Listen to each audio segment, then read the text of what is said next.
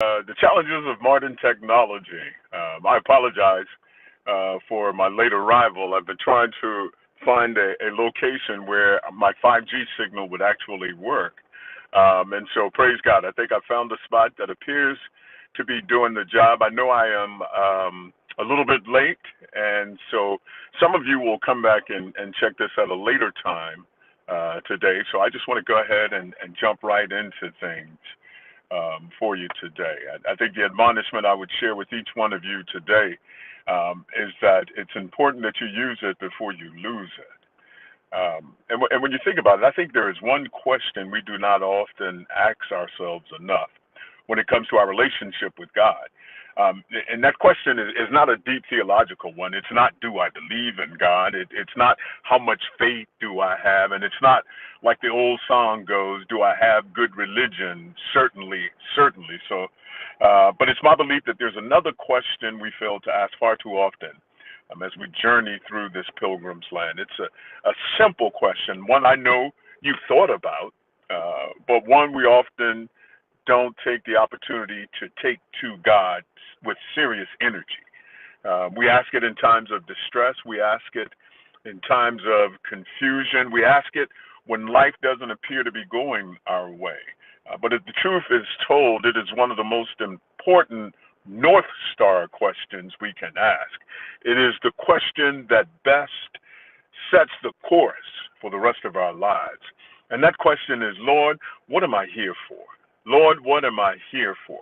And it's not a question that you ask out of frustration. And oftentimes we do that. Lord, what in the world am I here for?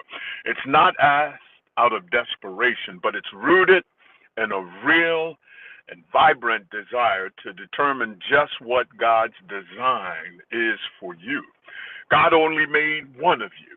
There's only one of you. There is none other like you in the entirety of the universe. Even if you had a twin, there's still only one of you. My wife and I have twins, and they represented the fourth and fifth additions to our family. We had a 14-year-old, a 5-year-old, and a 4-year-old by the time they were born. And God, with his good self, not sure I thought it was all that good at the time, but God, with his good self, saw fit to bless my wife's womb with not one, but two crumb snatchers. And it was quite an adjustment for us. Even though we had months of warning and months of opportunities for preparation, nothing can really prepare you for the appearance of multiple children. Nothing can prepare you for the sudden arrival of a couple of crumb snatchers just out of nowhere. Good day, Sister Patricia Harris, to you and to your family as well. But nothing can prepare you for that, I'm telling you. And so when we brought them home, we had matching bassinets. We had matching car seats. We had matching outfits. They actually had matching cribs when it was time for them to transition into cribs. They always wore matching outfits. They ate the same meal at almost the same time. They had the same formula. Everything happened in twos, and we were fortunate enough to almost get them on the same sleep schedule. Never quite all the way. And as they grew older, they had the same babysitter. They went to the same daycare. They wore the same outfits. I reminisced during church service, Sunday service not too long ago, about those days of Bible study or Sunday morning worship when I would stagger into the sanctuary, precariously balanced between these two evenly distributed car seats. They weighed nearly the same. But I had an epiphany one day. It was a moment of clarity when I discovered, or when I processed for myself internally. I made it a part of my actual being that while these twins were born of the same woman, born within a minute of one another, they were two distinctly different individuals. They favored each other in terms of their facial structure. One was light complected, one was dark complected. One was a little bulkier than the other. But in spite of the fact that they had so much in common, they were two extraordinarily different individuals. And it took me a moment to realize that. It took me a moment to realize that one might like stripes and the other one might not like stripes. It took me a moment to realize that not only did their differences center in their taste for foods, but their differences centered in the way they interacted with others around them. That one of them, was pretty boisterous, and we could be boisterous with him, and the other was fairly reserved, and your boisterous approach to him made him withdraw even more. I mean, it took some juggling, it took some figuring out, but what it confirmed for me was that no matter how close you are in appearance, in size, in stature, in life experience, you still are the only you there is.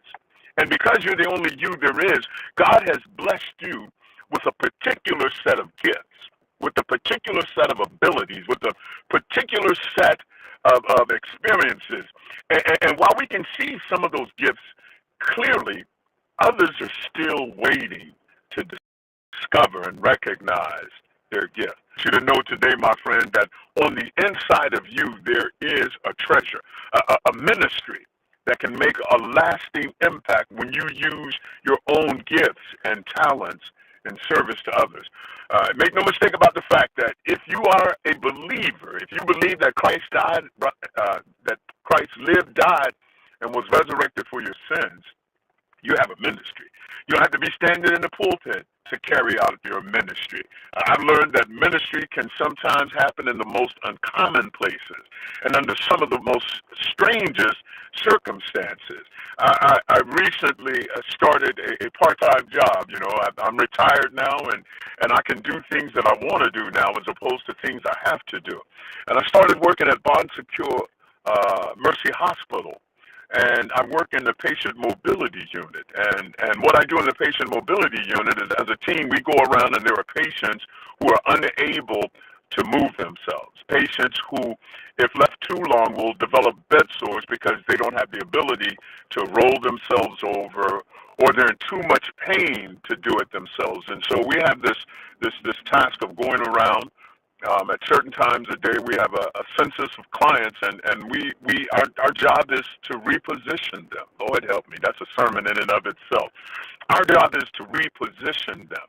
And what I've found is that in this particular job, that there's an incredible ministry there. That my approach to the job isn't just that this is a person I need to move, get it done so I can get on to the next one. But each person, for me, represents a unique opportunity. It's a unique opportunity not to preach the gospel to them, not to give them a sermon, but for them to see a sermon, for them to see compassion, for them to see genuine concern for a fellow human being. I know I'm sounding like I'm jumping up on my high horse and everything, but that's not the case. I mean, I say this to you in all the humility in the world, because it is only God that can impart this kind of calling into your life. And I stand humbled that God saw fit to provide me an opportunity to operate in the auspices of this sort of ministry.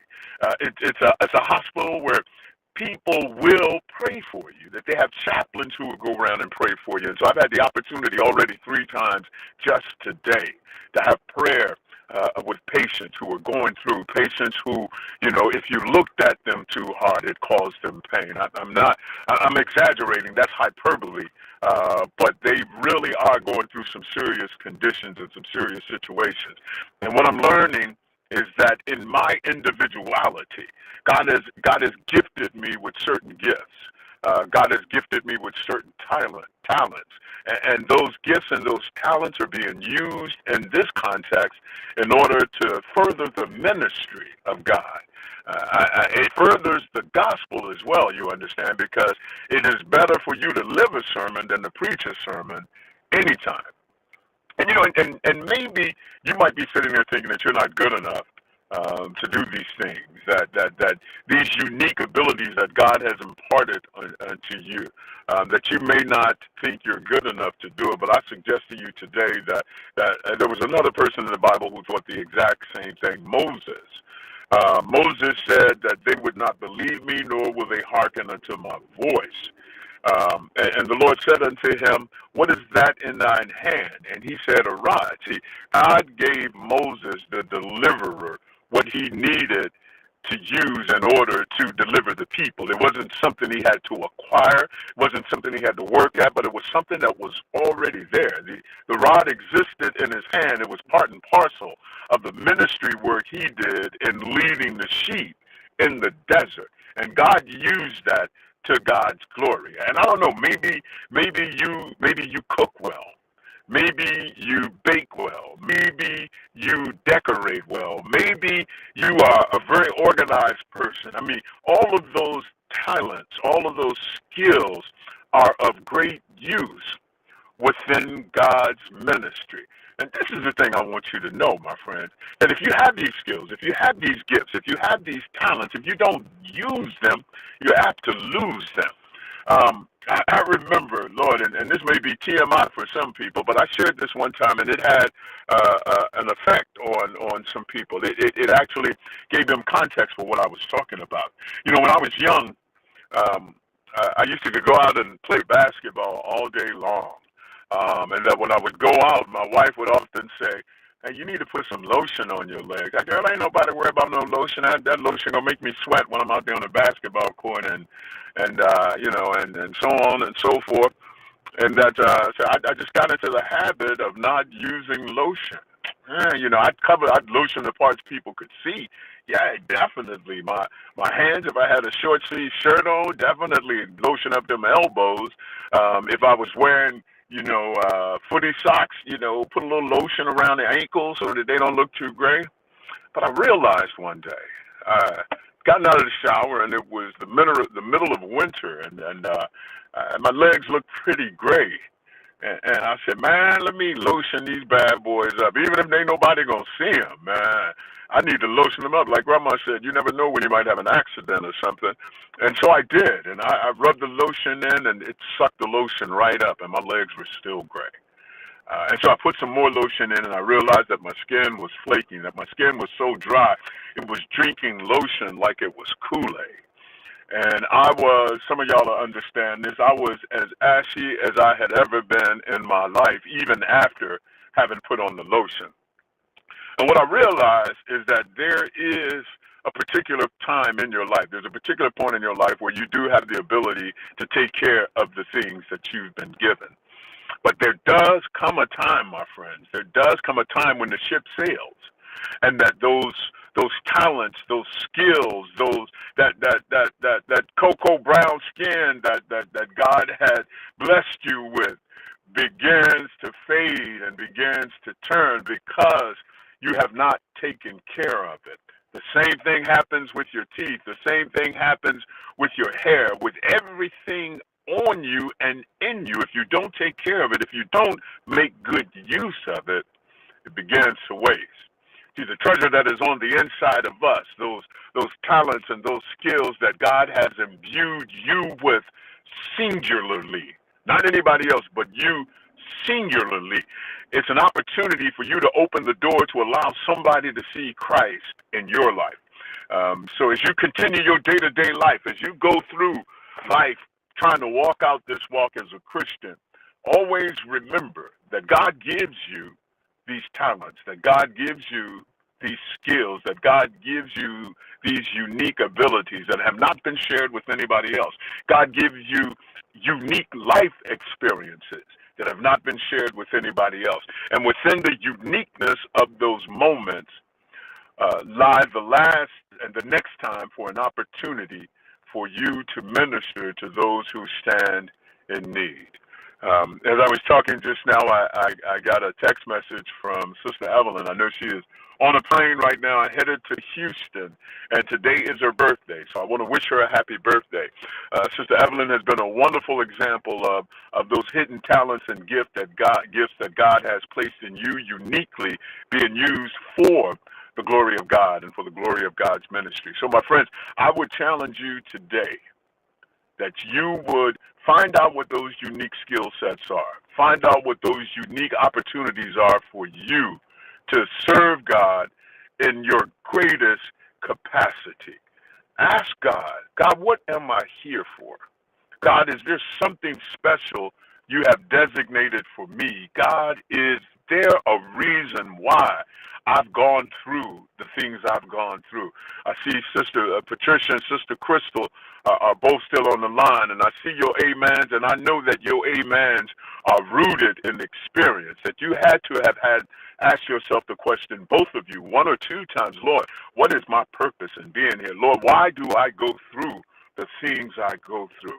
God has presented both of you with unique life experiences in your own context, in your own life experience. And within those experiences, God has built into you a ministry, an opportunity for ministry, an opportunity for compassion, an opportunity for empathy that nobody else will be able to understand. When somebody comes to you, Crystal, and says, boy, I've had a hard time sleeping last night, you'll know exactly what they're talking about. When somebody comes to you, Sister Patricia, and says, Lord, I can't believe the level of loss I'm experiencing in my life, you'll know exactly what they're talking about. And your dependence on what God has done for you, will do for you, and has done for you will enable you to walk alongside that person and to comfort them in their times of stress, to bring hope to them in their times of hopelessness. Yes, sir. Lord, what am I here for? I encourage you, my friends, to use it before you lose it. God has in you everything he needs in order to do his ministry work. The thing is, God just got to get it out of you so that it becomes a tangible force within this world that we live in. I pray that God will continue to bless you on this hazy, hot, and humid Wednesday, this hazy, hot, and humid hump day, that you'll keep yourselves cool, drink plenty of liquids, and continue to seek the Lord's face. Lord, what do you have me here for? Ask him that question, and ask him not out of exasperation, not out of desperation, but ask him out of a sincere desire to have it defined for you. And I guarantee you, the Lord will show enough to answer your questions. Y'all take care. Y'all do good. And y'all be blessed. If the good Lord is willing, we'll be back here again next Wednesday. Same bad time, same bad channel, looking to share a word with you on the goodness